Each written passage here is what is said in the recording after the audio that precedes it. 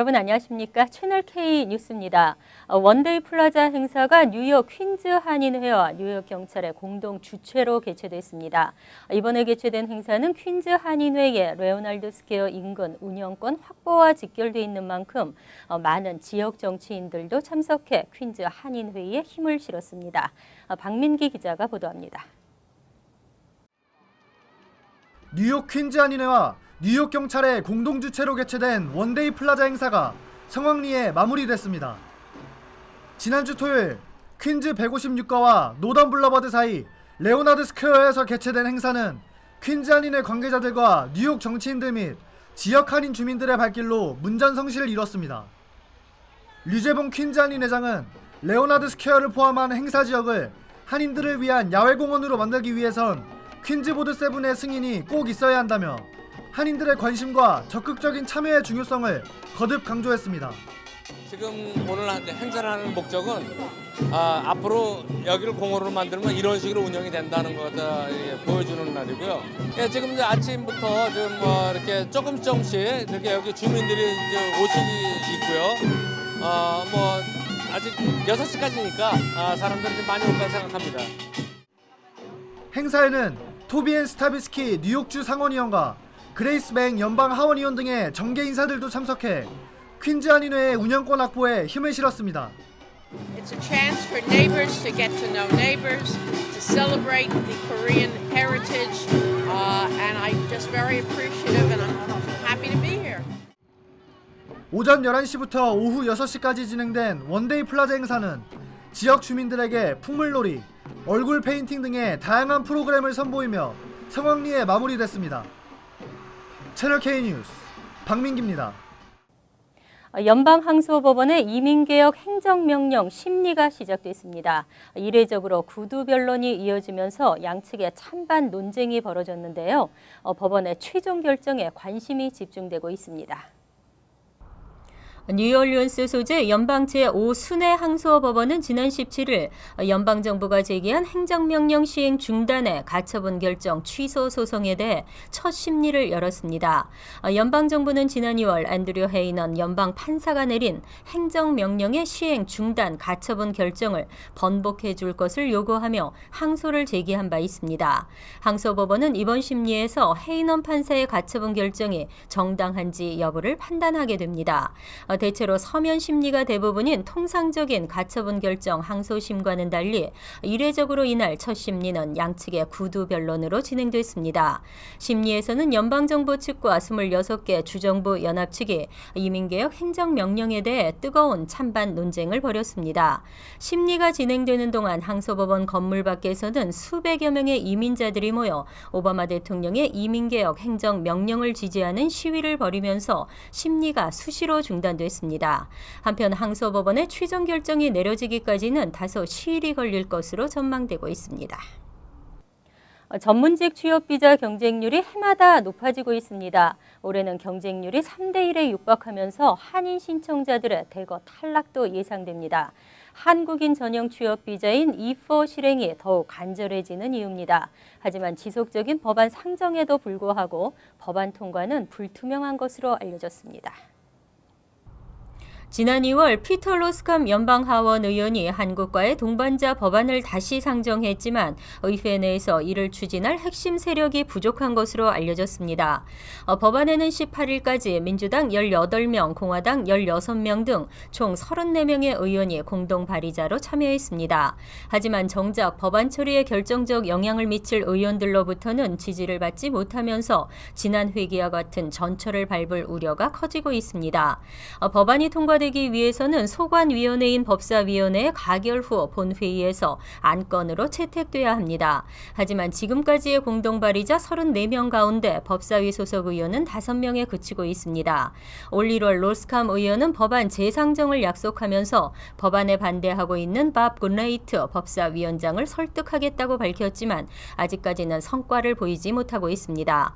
지난 회기와 같은 실패를 면하려면 친한파 의원뿐 아니라 실질적 권한을 가진 의원들을 공략하는 전략적 선택이 필요한 것으로 평가되고 있습니다. 뉴저지 재향군인회가 발대식을 개최했습니다.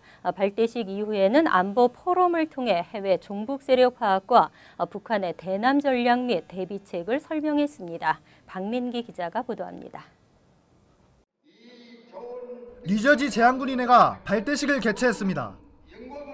지난주 토요일 팰리세이즈 파크에 위치한 린드버그 초등학교 대강당에서 진행된 행사에는 뉴저지 재향군인회 관계자들 및 뉴저지 지역 시의원들이 참석해 뉴저지 재향군인회의 발대를 축하했습니다. 뉴저지 재향군인회 이영린 회장은 아직까지 대한민국의 주적은 북한이지만 시간이 지날수록 사람들의 안보의식은 떨어지고 있다며 재향군인회를 통해 육해 공군의 힘을 모아 국가안보 확립에 이바지하겠다고 밝혔습니다. 또한 제대군인 여러분이 한덩어리를 뭉쳐서 한미 친선과 상부 상조의 협동 정신으로 힘을 모아 국가안보의 일꾼으로서 충성을 다하는 주춧돌이 될 것을 축원하면서 이만 인사의 말로 대하겠습니다.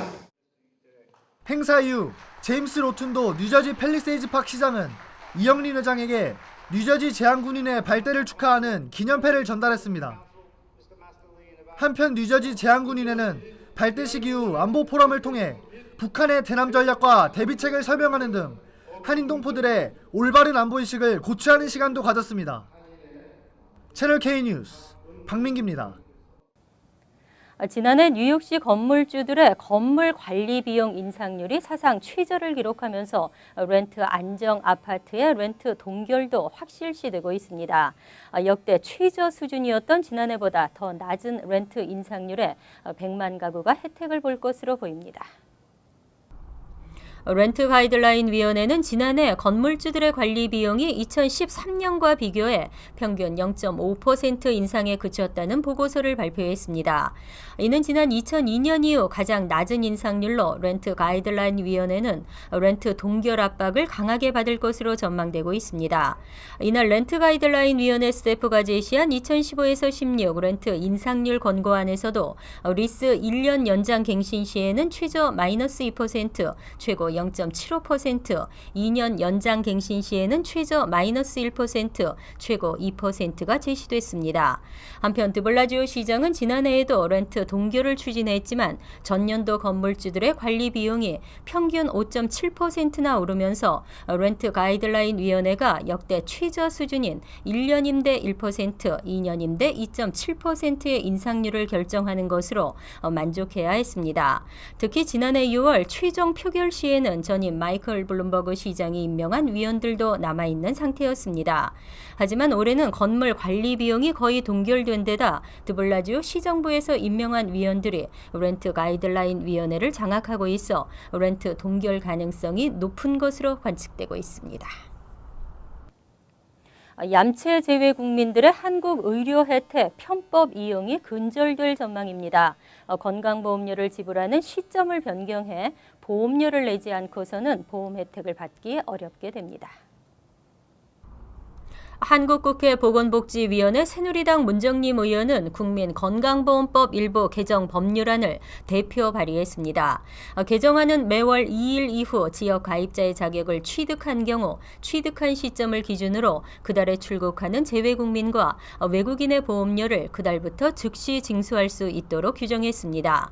현행 건강보험법은 해외에서 장기간 유학 중이거나 취업 중인 재외국민들의 경우 출입국 증명서를 제출하면 입국한 시점부터 즉시 보험 혜택을 적용하고 있습니다.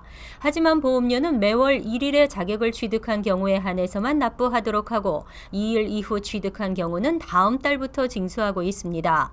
문 의원은 이와 같은 규정 때문에 당일 2일 입국해 말일 이전 출국하는 편법을 쓸 경우에는 보험료 납부 의무를 회피할 수 있다고 지적했습니다.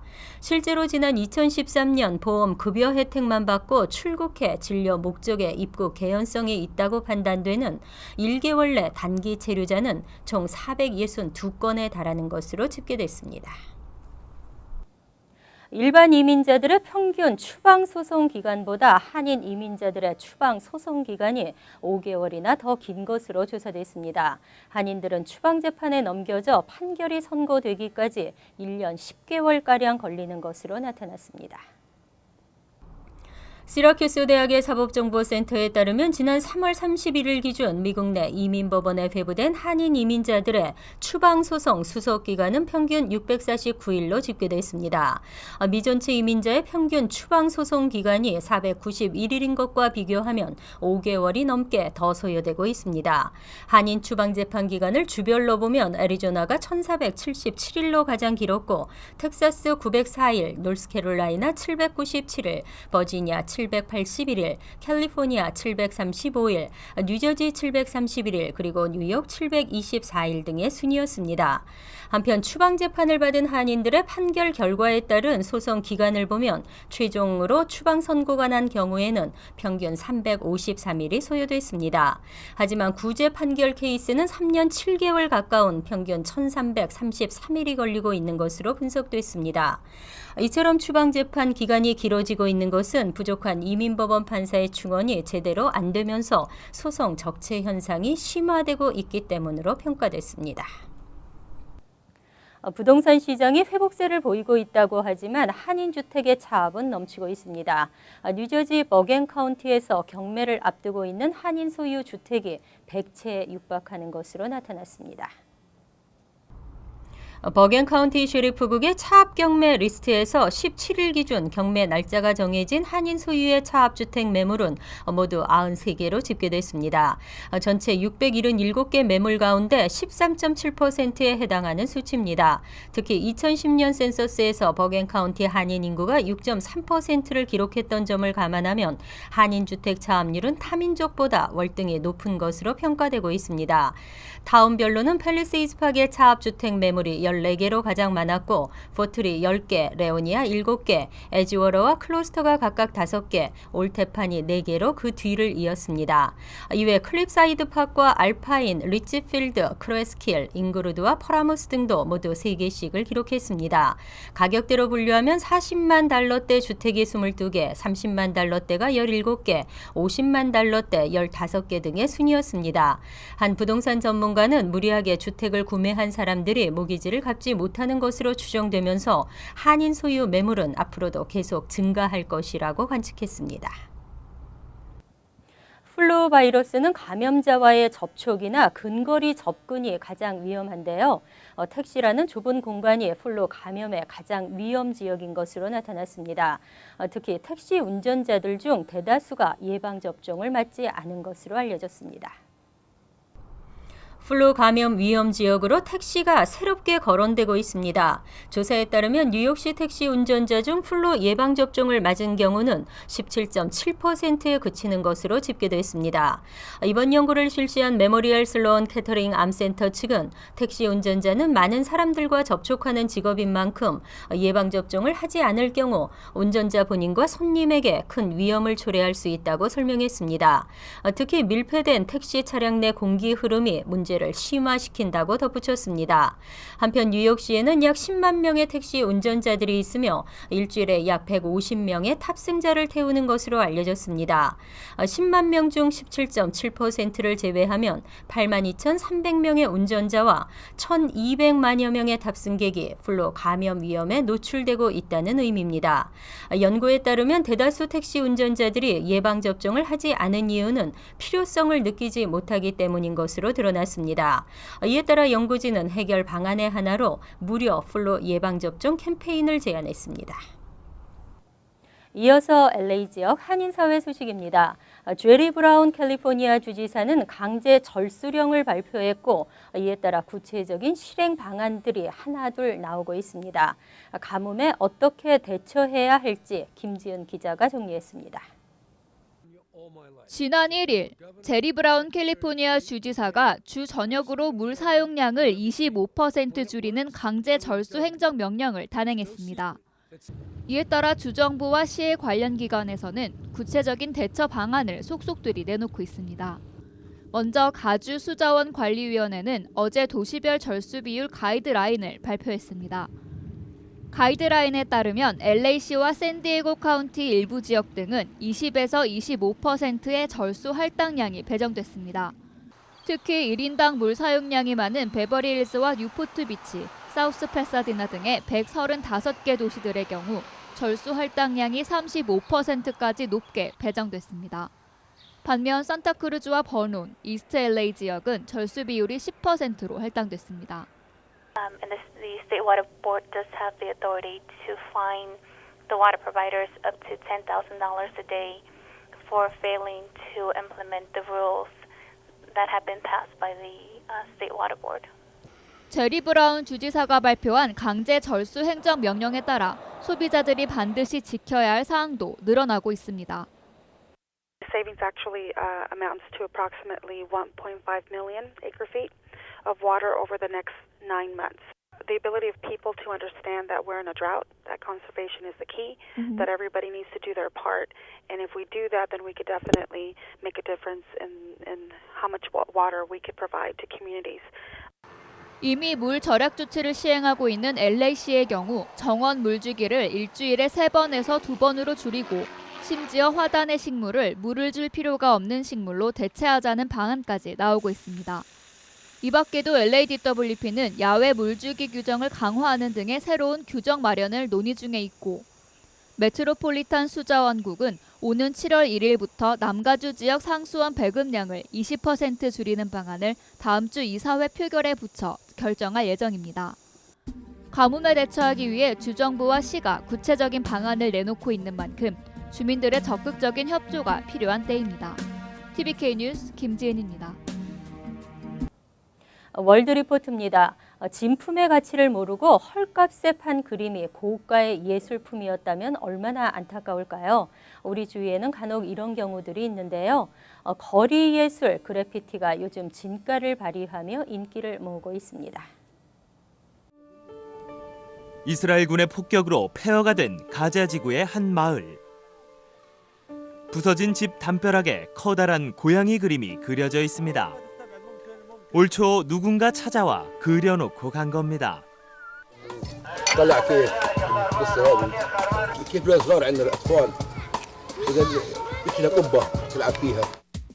잔해더미에 덩그러니 서 있는 대문엔 자식을 잃고 슬퍼하는 그리스 신화의 등장인물을 그려 넣었습니다. 모두 얼굴 없는 화가로 유명한 그래피티 예술가 뱅크시의 작품입니다. 그의 작품들은 경매에서 12억 원이 넘는 고가를 기록했을 정도로 큰 인기를 끌고 있습니다. واليوم لما يجي رسام عالمي مشهور مثل بانكسي على غزة ويرسم فهذه لها أثر كثير إيجابي للمجتمع الفلسطيني. 하지만 이 같은 사실을 모르는 집주인은 단돈 20만 원에 대문을 팔고 말았습니다. ما بينها لوحة فنية، احنا بينها باب. ما بينها لوحة لأن ما بنعرفش لا بنس الرسام ولا حاجة، احنا بينها باب حديد. 어두침침한 골목이나 터널에 그려진 낙서 정도로 치부되던 거리 예술, 그래피티가 요즘 귀한 대접을 받고 있습니다. 입술을 굳게 담은 배트맨에서 머리에 달글 올린 마릴린 먼로, 단숨에 그린 듯 군데군데 물감이 흘러내린 만화 주인공들의 그림까지. 최근 독일에서는 전 세계 23개국의 그래피티 작품들이 한자리에 모이는 비엔날레가 열렸습니다. Und ist jetzt auf dem Weg in die Museen und die Writings, aber auch die realen Bilder haben diese Kraft bewahrt. 높다란 기중기에 오른 남성이 아파트 벽에 스프레이를 뿌립니다. 우중충한 회색빛 벽은 금세 아름다운 초대형 예술 작품으로 변신합니다. 로마 당국이 전 세계 그래피티 예술가들을 초청해 허름한 아파트촌을 꾸미도록 한 겁니다. All'orario di pranzo, all'orario di cena, alla colazione. Adesso è davvero uno straordinario museo che apre ogni mattina a cielo aperto. 관광객까지 유치하는 효과를 거두면서 마을 경제에도 적지 않은 기여를 하고 있습니다. Penso che parecchia gente sta venendo e viene a visitare, a vedere, gli piace, sono entusiasti di questa cosa. 과거 공공기물을 훼손하는 범죄라는 비난을 받았던 거리 예술이 이처럼 지역을 살리는 보물로 거듭나면서 그 가치도 점점 치솟을 전망입니다. 간추린 소식입니다.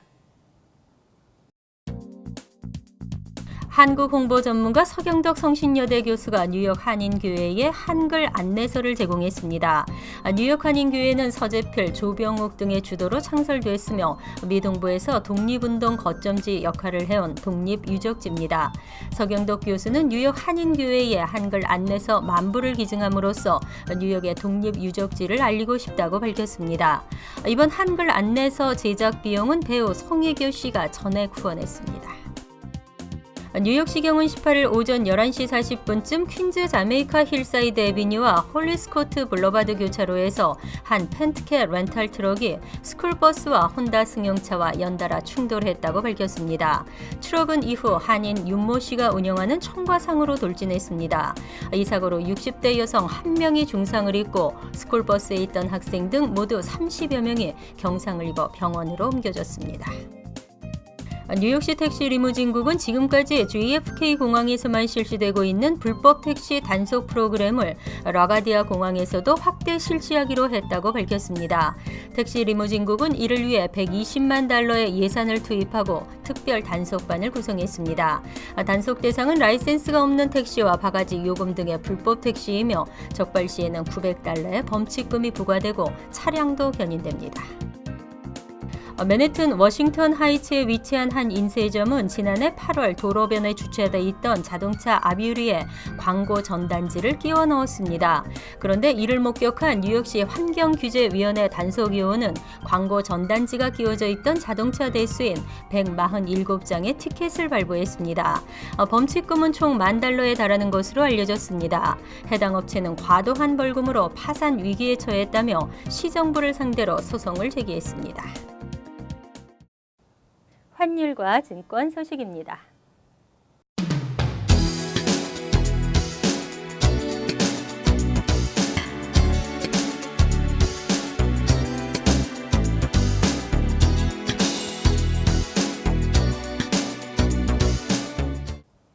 이어서 날씨입니다. 화요일은 구름이 걷히면서 차차 맑아지겠습니다. 낮 최고 기온은 67도, 섭씨 19도, 밤 최저 기온은 50도, 섭씨 10도로 예상됩니다. 수요일은 가끔 구름이 끼겠지만 대체로 맑은 날씨에 오후 들어 소나기가 내리겠습니다. 목요일은 간간히 흐리겠으며 기온이 떨어져 쌀쌀하겠습니다. 금요일도 전날과 비슷한 날씨로 맑겠지만 간간히 구름이 끼겠습니다. 항상 여러분과 함께하는 채널 K 뉴스 여기서 마칩니다. 편안한 저녁 되시기 바랍니다.